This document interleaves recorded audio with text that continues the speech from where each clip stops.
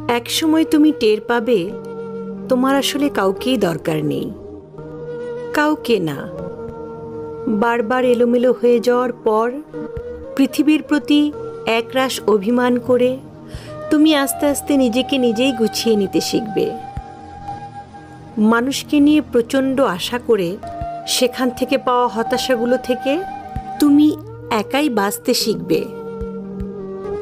আজ হোক কাল হোক তুমি শিখবেই।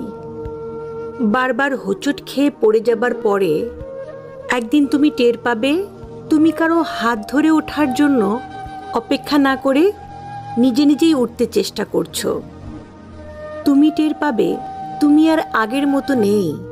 সেই প্রচণ্ড রকমের ইমোশনাল, অভিমানী, বেশি আশা করা এবং অল্পতেই হতাশ হয়ে যাওয়া সেই দুঃখবিলাসী মানুষটা তোমার মাঝে আর বাস করে।